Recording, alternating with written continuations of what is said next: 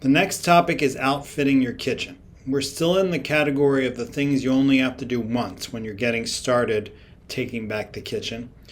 We discussed how you translate the recommendations for foods to eat and quantity of foods to eat into 3 meals a day that you can put on repeat. Now we're going to talk about outfitting a kitchen to support these routines. These are all of the products that I own in my own kitchen for preparing, storing, and transporting my food. I'm showing you screenshots of the products I own in my own house that I purchased on Amazon.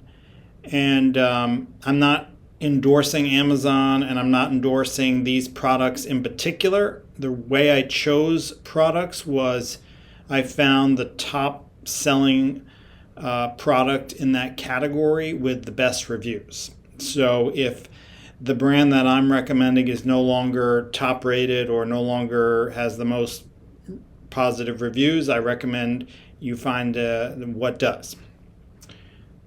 Let's start with air fryers. So air fryer is really transformed my relationship with vegetables because it's like eating French fries every day, but it's much healthier, much less oil, and I use every single kind of vegetable there is works in an air fryer. This is the brand that I've purchased. The next item in my kitchen is an Instant Pot. I use an Instant Pot to make beans and whole grains. I make beans and whole grains every 4 days, have them in my Tupperware, add them to salad every day. Next item in my kitchen is a food scale. In the morning, I use my food scale to weigh out my salad greens, making sure I get at least 200 grams of salad, and making sure I get the tablespoon, which is 15 grams or milliliters of extra virgin olive oil. I find it exciting and challenging to get my salad to weigh up to 2 pounds. That's my goal for each morning. Coffee maker I use every day to make coffee in the morning. I grind beans each morning as well with a coffee grinder.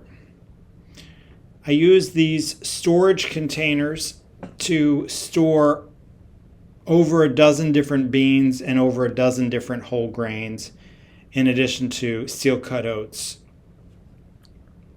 I use measuring cups mostly to measure out the water for the whole grains and for the beans when I'm cooking with the Instant Pot. Also for the almond milk that I use to make the overnight oats. Use a tablespoon mostly for the extra virgin olive oil. I use bowls to prepare the salad mostly and to mix the vegetables before I'm air frying.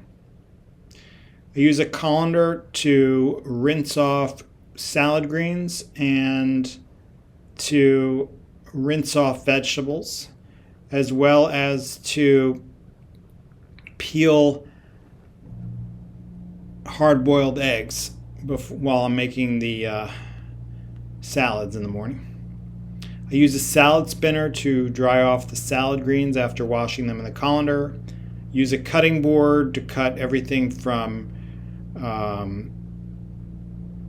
vegetables to fruit to salad toppings. Knife for chopping as well. I use scissors. I love using scissors to cut herbs and tempeh and all sorts of vegetables, especially leafy vegetables like kale. I'll cut up into shreds when I'm going to air fry it. I use a spoon mostly to mix when I'm sauteing foods. I use pots and pans. Mostly I'll use a 10-inch or wider skillet for sauteing. I'll use a 4-quart saucepan to make my hard-boiled eggs. I use a baking dish primarily for chicken breasts and for salmon and for lobster when I'm roasting. I use a baking pan also alternatively to cook those proteins, the salmon, the chicken, and the lobster. I use Tupperware. I use Tupperware to store the herbs that I wash and have on hand for the week. I use Tupperware for my hard-boiled eggs. I use Tupperware for the beans that I eat throughout the week, as well as the whole grains and the overnight oats. I have this salad container. I've been through many different options for salad container. This is 7-cup size, and it's perfect for taking to work in my backpack with my salad. I found other ones to have lids that come off more easily or to not be a big enough size. I use a wine saver so that I can drink a bottle of wine over 3 to 4 days and it stays fresh. I use a Nalgene bottle to take iced coffee to work.